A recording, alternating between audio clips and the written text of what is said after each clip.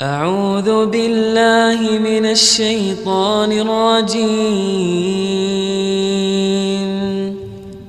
بسم الله الرحمن الرحيم.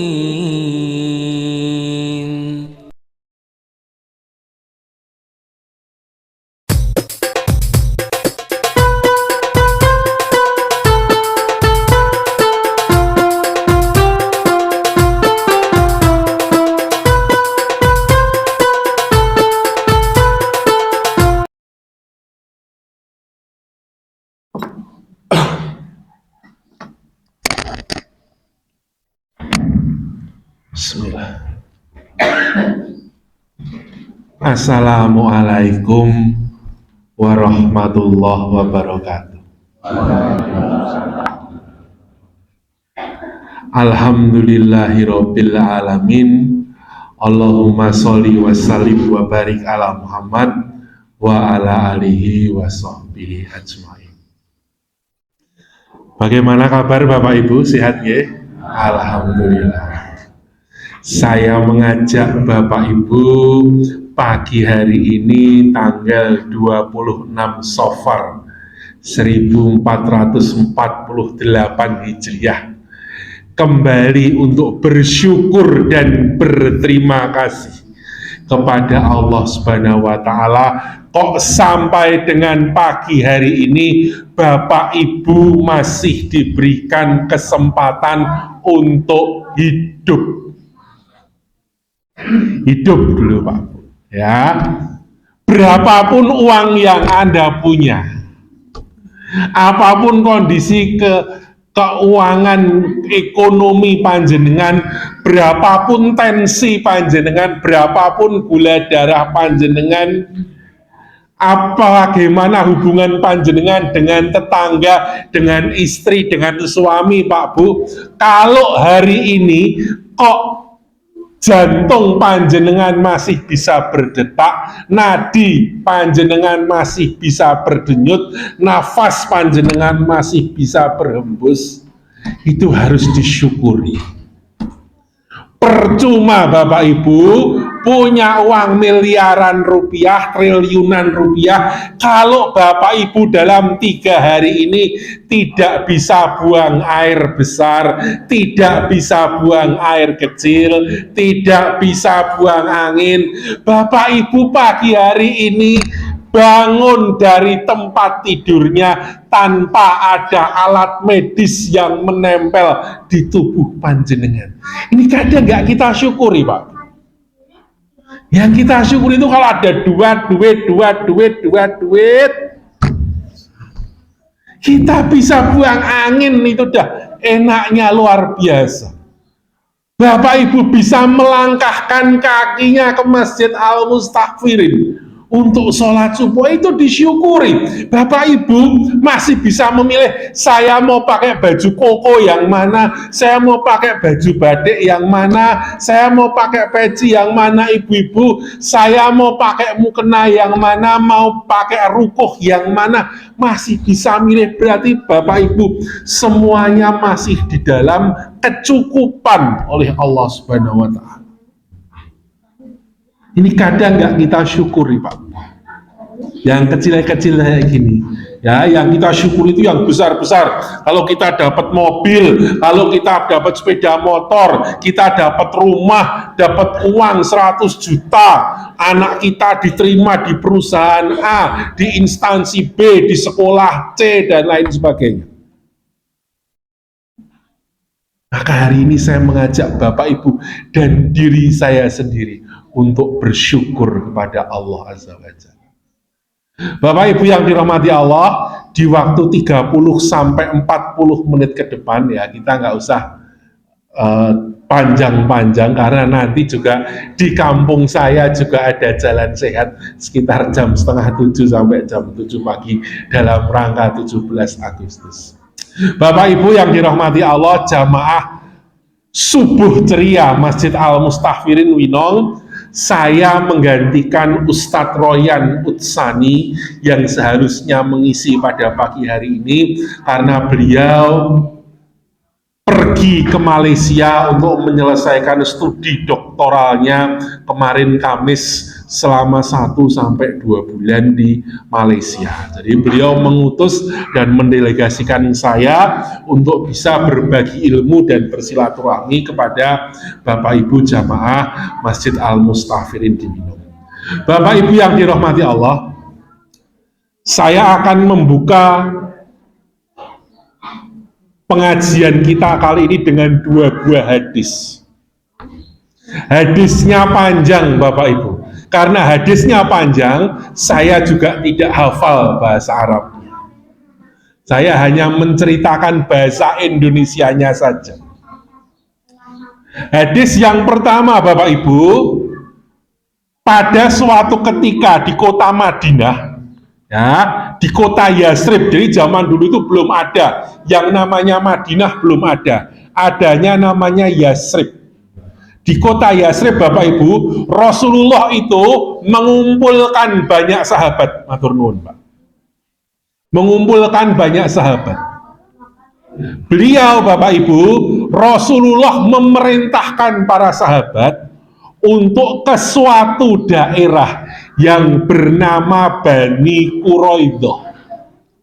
Bani Quraidah. Bani Quraidah ini adalah pemukiman atau perkampungan orang-orang Yahudi. Nah, orang-orang ini diperintahkan, sahabat-sahabat Nabi ini diperintahkan untuk berdakwah di kampung Bani Quraidah. Sebelum keluar dari kota Yasrib atau kota Madinah, Rasulullah berpesan kepada para sahabat. Pesannya hanya satu Bapak Ibu. Pesannya adalah, janganlah kalian sholat asar sebelum sampai Bani Quraidah. Pesannya cuma satu, janganlah kalian sholat asar sebelum sampai Bani Quraidah. Akhirnya para sahabat Bapak Ibu berangkat ke Bani Quraidah. Sebelum sampai Bani Quraidah, Bapak Ibu, ternyata ufuk langit sebelah barat sudah kemerah-merahan. Mataharinya mau tenggelam. Waktu asarnya hampir habis, waktu maghribnya hampir tiba. Kalau saya pribadi menafsirkan kira-kira sekitar jam 5 atau sekitar jam 5:15 sore. Karena zaman dulu belum ada jam. Jadi ufuk barat sudah kemerah-merahan, mataharinya sudah mau tenggelam, ya. Kemudian waktu maghribnya sudah hampir tiba. Akhirnya para sahabat rombongan tadi berhenti. Kenapa berhenti? Karena mereka belum sholat asar dan mereka mendapatkan titah dari Rasulullah bahwa tidak boleh sholat asar sebelum sampai Bani Quraidah. Maka Bapak Ibu, satu kelompok para sahabat tadi terbagi menjadi 2 kelompok. Terbagi menjadi 2 kelompok. Kelompok yang pertama, Bapak Ibu, adalah kelompok yang memahami perintahnya Rasulullah secara tekstual. Secara tekstual. Apa itu secara tekstual? Sesuai dengan teks yang ada. Rasulullah memerintahkan ke kanan, kita ke kanan. Rasulullah memerintahkan ke kiri, kita ke kiri. Rasulullah memerintahkan berhenti, kita berhenti. Rasulullah memerintahkan kita jalan terus, kita jalan terus. Rasulullah memerintahkan kita tidak boleh sholat asar sebelum sampai Bani Quraidah. Dan sekarang kita belum sampai Bani Quraidah. Maka kita tidak boleh sholat asar. Kita nggak boleh sholat asar. Karena perintahnya dari Rasulullah jelas. Kelompok yang pertama tidak mau sholat asar. Tapi berbeda dengan kelompok yang kedua, Bapak Ibu. Kelompok yang kedua menafsirkan perintahnya Rasulullah secara kontekstual. Nopo niku kontekstual? Kontekstual niku lawannya tekstual. Dilihat dulu konteksnya. Maksud dari Rasulullah itu menurut kelompok kedua itu bukan berarti tidak boleh sholat asar sebelum sampai Bani Quraidah. Maksudnya Rasulullah itu menyuruh kita untuk tidak sholat asar sebelum sampai Bani Quraidah. Maksudnya adalah agar kita disuruh mempercepat perjalanan kita. Kita disuruh mempercepat perjalanan kita supaya kita sampai di Bani Quraidah itu dalam keadaan masih terang benderang, mataharinya masih terbit. Bukan berarti kita nggak boleh sholat asar kalau belum sampai Bani Quraidah. Nah sekarang mataharinya sudah hampir tenggelam, waktu maghrib sudah hampir tiba, waktu asar sudah hampir habis. Oleh karena itu, marilah kita sholat asar terlebih dahulu. Ini kelompok yang kedua. Akibatnya apa yang terjadi Bapak Ibu? Kelompok yang pertama menunggu kelompok yang kedua menyelesaikan sholat asar. Jadi yang sholat asar hanya kelompok yang kedua. Kelompok pertama tidak mau sholat asar karena sesuai dengan perintahnya Rasulullah tidak boleh sholat asar sebelum sampai Bani Quraidah. Tapi kelompok pertama nggak ninggal. Mereka tetap di situ menunggu sampai kelompok yang kedua selesai sholat asar. Setelah kelompok kedua selesai sholat asar, balurah kedua kelompok ini tadi bergabung kembali menjadi satu dan meneruskan perjalanan sampai Bani Quraidah. Tidak ada keterangan Bapak Ibu, apakah sampai Bani Quraidah kelompok pertamanya tadi sholat asar atau tidak. Karena pasti sudah masuk maghrib. Selang beberapa waktu kemudian, kelompok para sahabat ini Bapak Ibu bertemu dengan Rasulullah. Mereka bertanya, ya Rasulullah, kemarin kami punya permasalahan seperti ini. Mana yang benar? Yang sholat asar atau yang tidak sholat asar? Nah, kita ini Bapak Ibu bingung, mana yang benar? Ustadz A ngomongnya sunnah, Ustadz B ngomongnya bid'ah. Kira-kira pertanyaannya seperti itu. Apa reaksi Rasulullah Bapak Ibu? Reaksi Rasulullah hanya diam sambil tersenyum. Beliau tidak menjawab apa-apa. Tafsir para ulama Bapak Ibu, ketika Rasulullah hanya diam sambil tersenyum, berarti Rasulullah tidak menyalahkan salah satunya, tetapi membenarkan kedua-duanya. Yang tidak sholat asar benar menafsirkan perintahnya Rasulullah secara tekstual benar, tetapi yang sholat asar juga benar yang menafsirkan perintahnya Rasulullah secara kontekstual itu juga benar. Rasulullah tidak menegur, tidak membenarkan salah satunya dan tidak juga menyalahkan salah satunya. Ini Bapak Ibu, hadis sahih yang pertama. Hadis sahih yang kedua. Hadis sahih yang kedua. Mirip Bapak Ibu, mirip.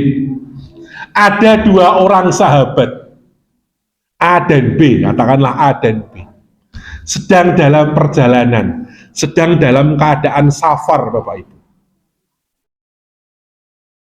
Di tengah jalan masuk waktu sholat. Akhirnya mereka berdua memutuskan untuk sholat berjamaah. Yang menjadi permasalahan adalah mereka tidak menemukan sumber mata air yang bisa digunakan untuk berwudu.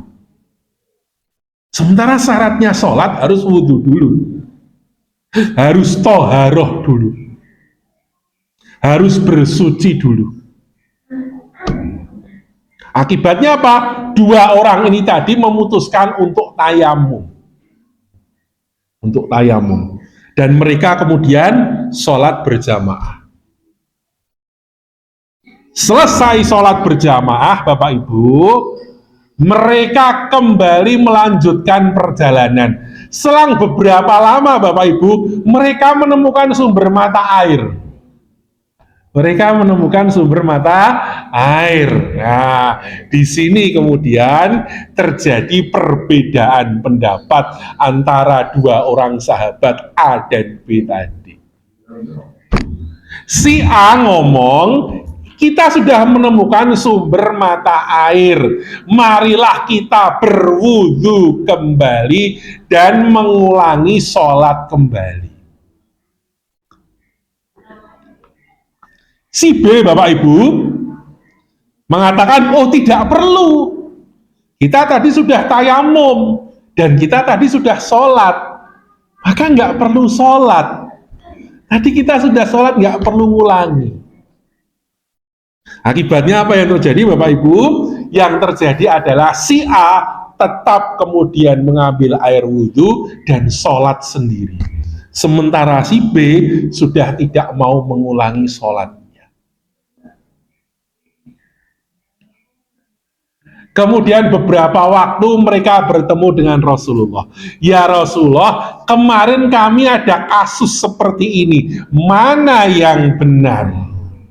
Yang ambil air wudhu sholat lagi, atau yang cukup tayamum dan cukup sholat sekali, tidak perlu mengambil air wudhu dan tidak perlu sholat kembali? Kali ini Bapak Ibu, Rasulullah jawab. Beda dengan kasus pertama tadi, Rasulullah hanya tersenyum. Yang kedua ini Rasulullah menjawab. Rasulullah, Bapak Ibu, memuji sahabat A yang pertama tadi. Apa komentar Rasulullah? Rasulullah memuji dan mengomentari, engkau mendapatkan pahala 2 kali. Engkau mendapatkan pahala 2 kali lipat. Ya, tadi sudah tayamum, sekarang wudhu. Tadi sudah toharoh bersuci, sekarang bersuci lagi. Tadi sudah sholat, sekarang sholat lagi. Dipuji oleh Rasulullah. Orang yang kedua, Bapak Ibu, ternyata juga dipuji oleh Rasulullah. Apa pujian Rasulullah? Engkau telah mengikuti sunnahku. Engkau telah mengikuti sunnahku. Ya, ikut sunnahnya Kanjeng Nabi. Apa sunnahnya Kanjeng Nabi? Kalau nggak ada air, ya tayamum. Ini, Bapak Ibu. Dua-duanya dibenarkan oleh Rasulullah. Tidak ada yang disalahkan oleh Rasulullah. Nah, inilah Bapak Ibu, kenapa mungkin di poster digital yang panjenengan terima dari grup WA itu diberi judul Fikih Perbedaan Pendapat atau Fikih Ikhtilaf. Kita akan membahas fikih ikhtilaf ya 10-15 menit terakhir. Ini adalah 2 dalil, 2 nas, 2 basic kita untuk membahas fikih ikhtilaf. Karena perbedaan pendapat pasti akan selalu ada di dalam masyarakat. Kita ambil kesimpulan Bapak Ibu, sekaligus untuk menutup pengajian pada pagi hari ini. Kesimpulan yang pertama dari fikih perbedaan pendapat atau fikih ikhtilaf. Yang pertama, perbedaan pendapat sudah ada sejak zaman Rasulullah masih hidup 14 abad yang lalu. 14.000 tahun yang lalu, 1.400 tahun yang lalu. Dan akan tetap ada sampai besok kiamat, Bapak Ibu. Akan tetap ada sampai besok kiamat. Jadi kalau di Winong sini, Bapak Ibu berbeda pendapat tentang fikih, tentang tata cara ritual ibadah dengan tetangganya satu RT, satu RW, jangankan Bapak Ibu, Zaman Rasulullah masih hidup saja, sahabat sudah berbeda pendapat. Jadi kalau ada perbedaan pendapat di Kampung Winong sini, Bapak Ibu tidak usah risau.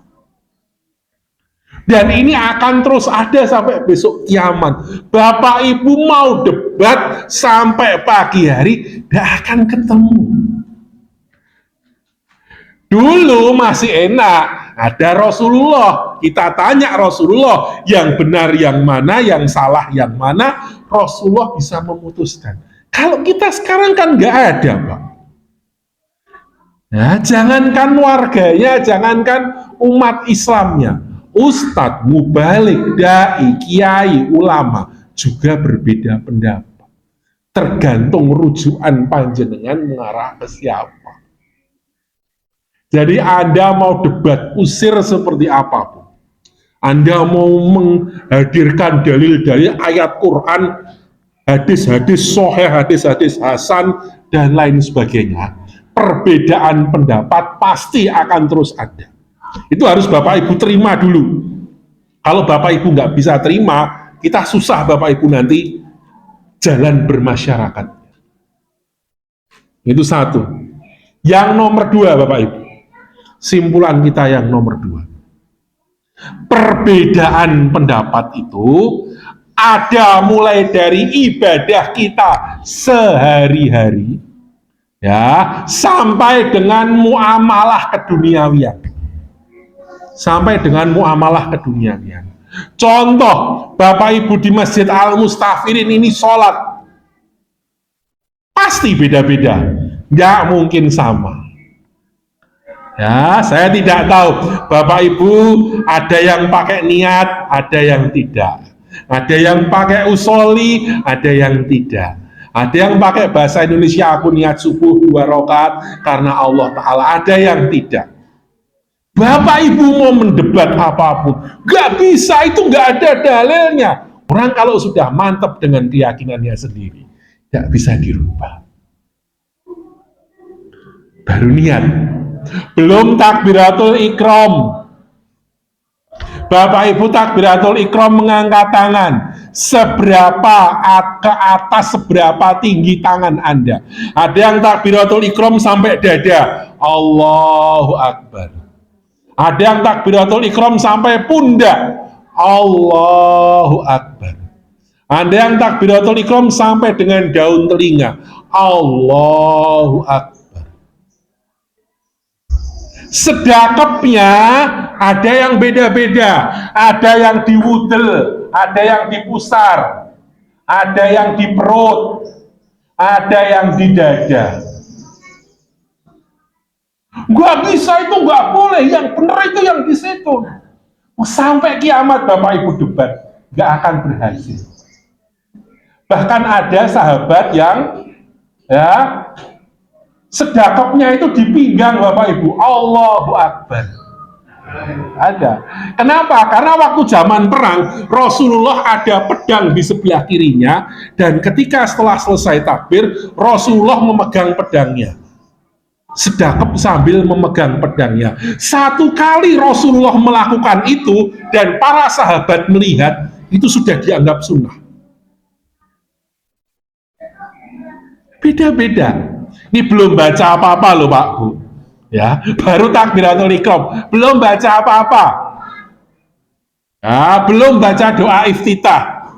Ya, ada Bapak Ibu yang doa iftitahnya Allahumma ba'id baini, ada yang Allahu Akbar kabiro, walhamdulillahi kasiro subhanahu wa ta'ala, ada yang pakai wajah atau wajia, ada yang pakai doa iftitah yang paling singkat, alhamdulillahilladzi hamdan katsiran thayyiban mubarakan fi. Konon katanya ada 7-11 redaksional doa iftitah di hadis, Pak. Jadi nggak cuma Allahumma ba'id baini sama Allahu Akbar kabiro, banyak. Ada yang nggak baca doa sama sekali, nggak baca doa iftitah sama sekali. Boleh nggak Bapak Ibu nggak baca doa iftitah? Boleh, karena doa iftitah hukumnya sunnah. Ya. Imam sholat, ya, terutama subuh, maghrib, isya, ada yang basmalahnya dijaharkan, Tahu jar Bapak Ibu? Jar itu keras. Lawannya sir, pelan. Bismillahirrahmanirrahim. Alhamdulillahirabbil alamin.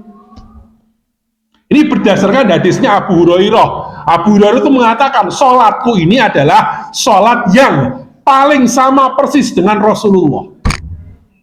Abu Hurairah menjaharkan basmalahnya. Tapi ada juga imam yang mensirkan basmalahnya.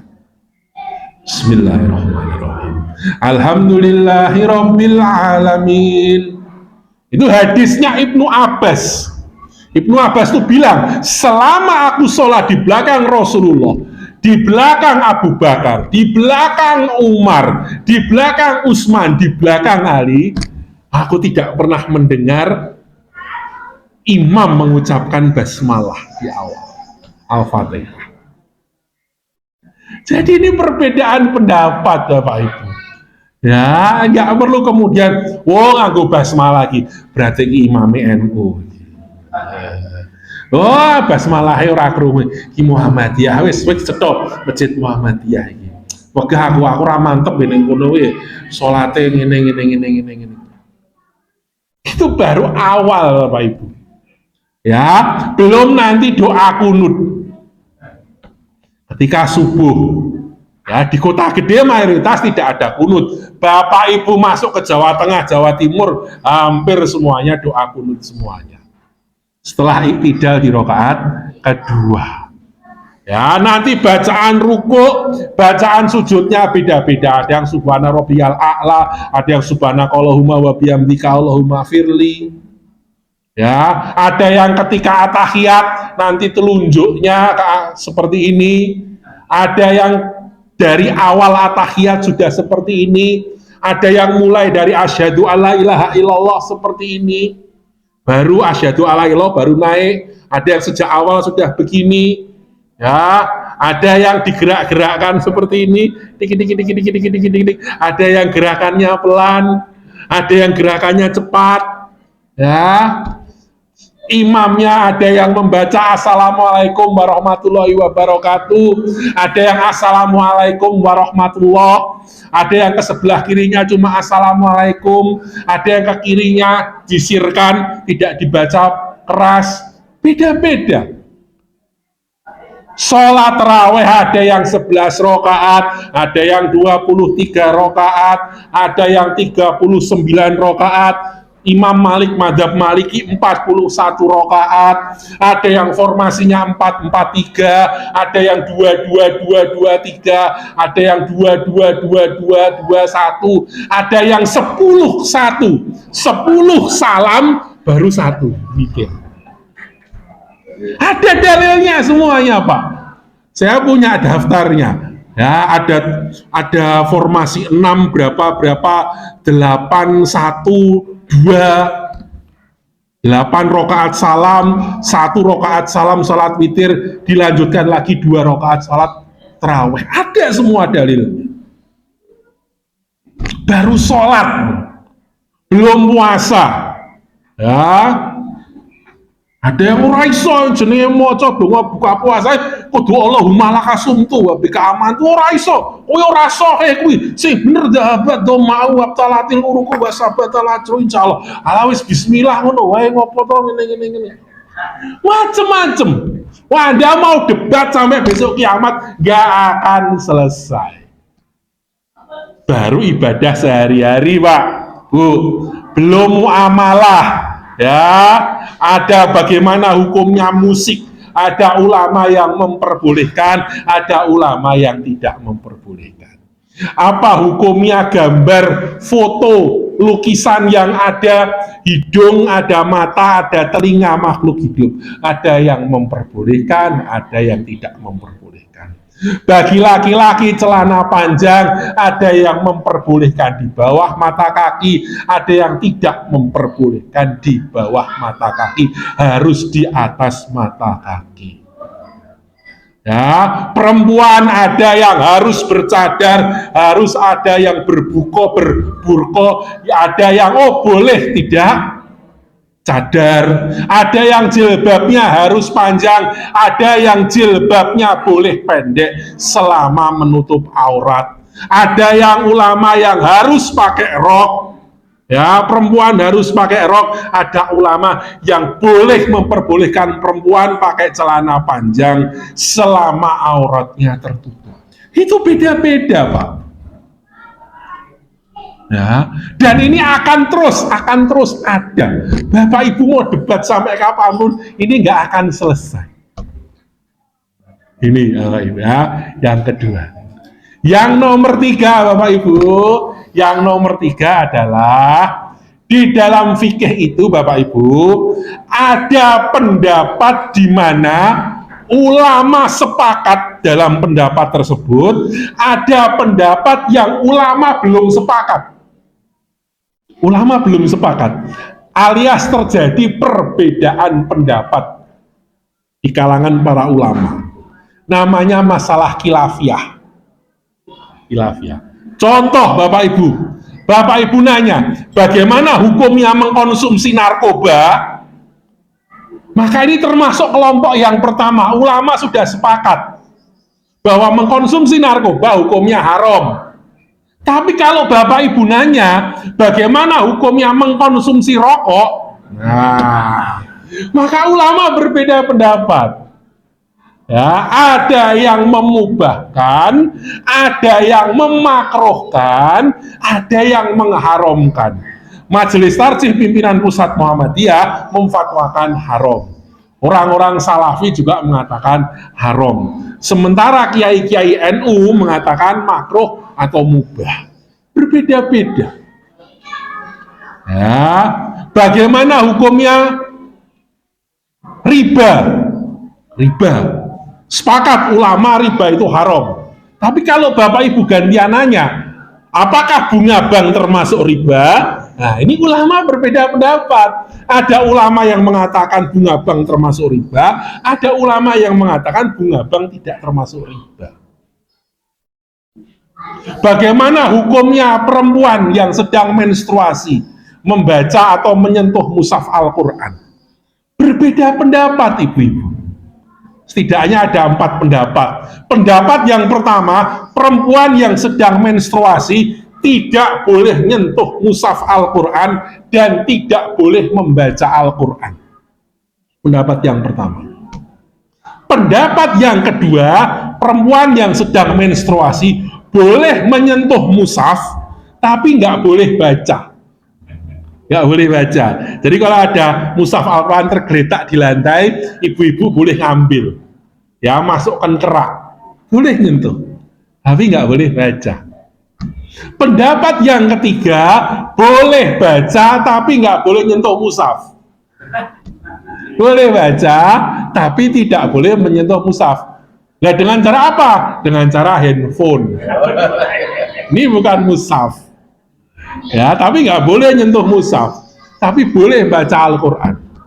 Sementara Majelis Tarjih Pimpinan Pusat Muhammadiyah menfatwakan fatwa yang keempat, Bapak Ibu, di mana perempuan menstruasi boleh menyentuh mushaf Al-Quran dan boleh membaca Al-Quran. Karena tidak ada dalil yang jelas bahwa perempuan menstruasi nggak boleh baca Quran dan tidak boleh menyentuh mushaf, tidak ada. Ya, nggak ada, Bapak Ibu mau cari dimanapun. Sehingga nggak ada kalau ada santriwati pondok pesantren putri, kemudian ada jam pelajaran Al-Quran. Anak-anak, hari ini libur dulu ya, ibu lagi mens. Nggak bisa. Asik, yes, ustadzahnya mens, kita jam kosong pelajarannya. Nggak bisa kalau di Muhammadiyah. Tetap ada. Ya, ini perbedaan pendapat. Nah, sama dengan Bapak Ibu ketika Bapak Ibu bertanya, bagaimana hukumnya mendoakan orang yang sudah meninggal dunia? Semuanya sepakat, Bapak Ibu. Jawabannya adalah sunnah. Mendoakan ayah ibu panjenengan, tetangga panjenengan yang sudah meninggal dunia, semuanya sepakat hukumnya sunnah. Tetapi ketika Bapak Ibu merubah pertanyaannya, ya, bagaimana hukumnya mengirimkan bacaan tahlil dan yasin kepada orang yang sudah meninggal, maka ulama berbeda pendapat, Bapak Ibu. Nggak bisa dijadikan satu. Ada yang bilang boleh, ada yang bilang tidak boleh, ada yang bilang sampai, ada yang bilang tidak sampai, ada yang bilang tidak apa-apa, ada yang bilang bid'ah.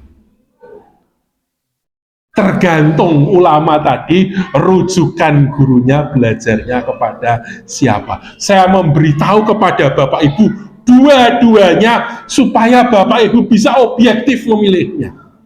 Biasanya ustadz itu hanya, kalau kecenderungannya satu, dia hanya menceritakan kepada jamaahnya satu. Oh, nggak boleh Bapak Ibu, haram, karena Rasulullah tidak pernah melakukan, Abu Bakar, Utsman, Ali, Umar tidak pernah melakukan, Imam Ahmad bin Hambal, Imam Malik bin Anas, Imam Anas bin Malik bin Anas, Imam Abu Hanifah, Imam Syafi'i tidak pernah melakukan itu. Berarti itu bid'ah. Kalau dia cenderung pada gurunya seperti itu, dia akan ngomong ke jamaahnya ya satu pendapat saja. Saya lebih suka mengemukakan dua pendapat agar Bapak Ibu bisa berpikir. Bapak Ibu bisa luas cakrawala berpikirnya. Itu Bapak Ibu. Yang ketiga. Yang keempat Bapak Ibu, kalau ada perbedaan pendapat di kalangan para ulama, Bapak Ibu tidak usah bingung. Ampun bingung iki kudu sing tak pilih sing ndi, kok jarene sing kono entuk sing kene ra entuk. Ambil saja salah satu pendapat di antara pendapat yang ada. Tuh. Yang terakhir, kesimpulan kita yang kelima untuk menutup pengajian dengan tema fikih ikhtilaf atau fikih perbedaan pendapat.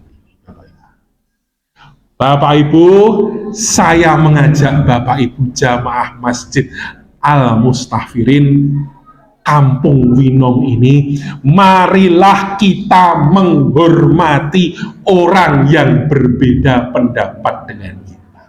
Marilah kita menghargai orang yang berbeda fikih dengan kita. Kita hormati. Ada undangan tahlilan, yang mau datang silahkan, yang nggak mau datang juga nggak apa-apa. Ya, yang datang tahlilan, yang tidak datang tahlilan, tidak usah saling ngerasani, tidak usah saling menjelek-jelekan. Yang tidak datang tahlilan di rumah langsung jelek-jelekan sama anak istrinya. Kayak lo, tanggamu kayak lo, diundang tahlilan teko, diundang yasinan teko. Kayak Islam Nusantara, kayak Islam kejawen kayak yang ngono kayak, oh ora tau ngaji Quran, ora tau ngaji sunnah, opo-opo ditekani, yasinan ditekani, sholawatan ditekani, manakiban ditekani, ono kenduren ditekani, opo-opo ditekani, weh. Ojo ngono kuwi kudu sesuai dengan Quran dan Sunnah ngene. Enggak perlu Bapak Ibu. Sebaliknya Bapak Ibu yang datang tahlilan, jangan menjelek-jelekkan yang tidak datang tahlilan.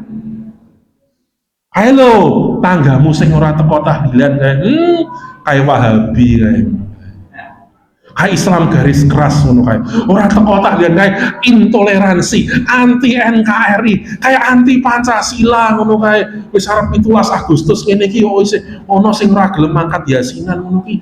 Yo ora toleran kae. Pokoke ora Pancasilais ngono kae.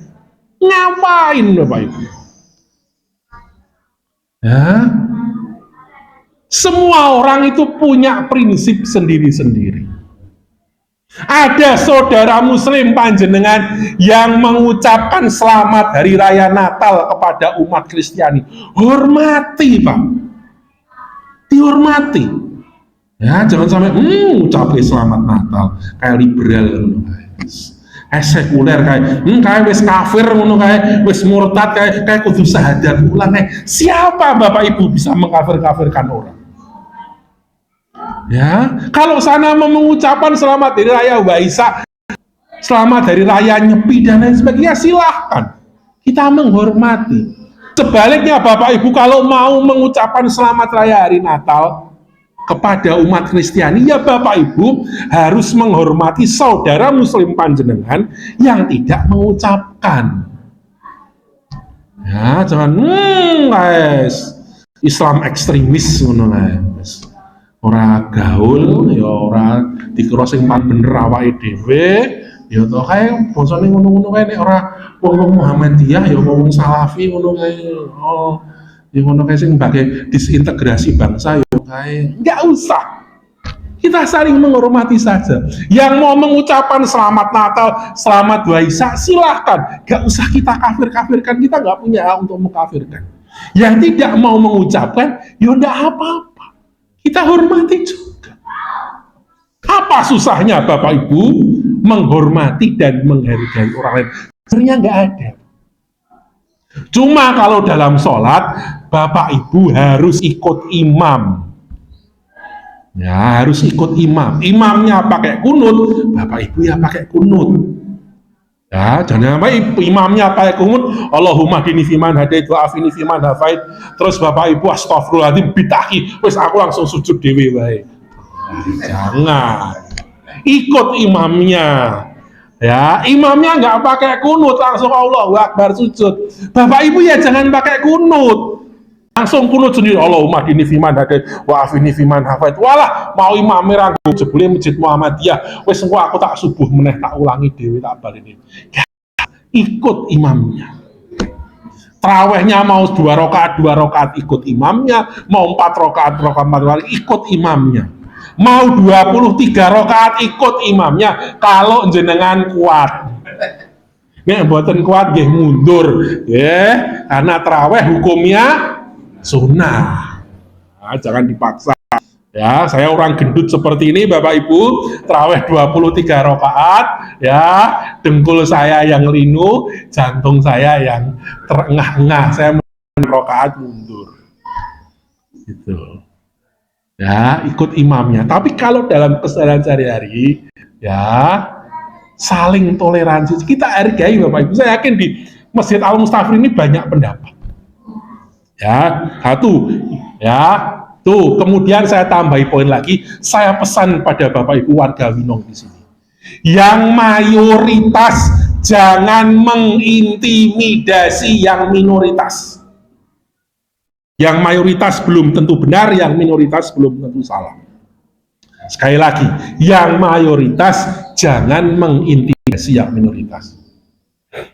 Pak Kaya diundang tahlilan ora teko.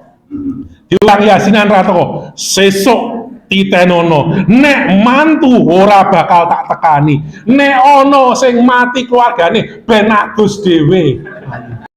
Jangan Bapak Ibu. Sepakat nggih Bapak Ibu nggih sepakat. Nek ora gelem serawung ojo njaluk tulung, jangan gitu. Tetap kita bantu. Karena prinsip orang berbeda-beda. Ya, kan banyak Ibu ya di pedalaman pedesaan itu ya, beda pilihan politik, beda pilihan kades, beda pilihan caleg, beda pilihan bupati, diintimidasi. Enggak diintimidasi, nggak mau yasinan diintimidasi. Yang mayoritas saya pesan dengan mengintimidasi yang minoritas. Itu pesan saya. Ya. Yang terakhir Bapak Ibu, masalah khilafiyah, perbedaan pendapat Bapak Ibu, ampun kenceng-kenceng, style kendo mawon. Kenceng-kenceng style kendo mawon. Mayit panjenengan tidak bisa jalan sendiri ke kuburan. Kursi panjenengan ketika takziah gak bisa berdiri sendiri. Anda butuh tetangga Anda, sesama umat Islam lainnya, ya Muhammadiyah, NU, Salafi, MTA, Hizbut Tahrir, Jamaah Tabligh, ada yang Matlaul Anwar, Nahdlatul Wathon, bahkan mungkin tetangga Anda yang Kristen, Katolik, Hindu, Buddha juga ikut masang terpal, pasang tenda, ikut among tamu dan lain sebagainya. Anda bisa sendiri hidup di masyarakat. Kalau rumah Anda yang kebakaran yang menolong Anda bukan teman-teman ormas Anda, bukan. Tetapi nggak ada yang berbeda fikih sama panjenengan. Terus ampun kenceng-kenceng, setel mawon. Demikian Bapak Ibu yang dapat kami sampaikan pada pagi hari ini. Semoga ada manfaatnya. Saya mengucapkan terima kasih Bapak Ibu sudah menjadi teman belajar yang baik untuk saya pada pagi hari.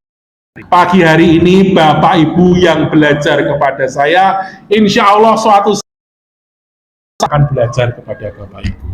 Jazakumullah khairan katsiran. Assalamualaikum warahmatullahi wabarakatuh. Waalaikumsalam.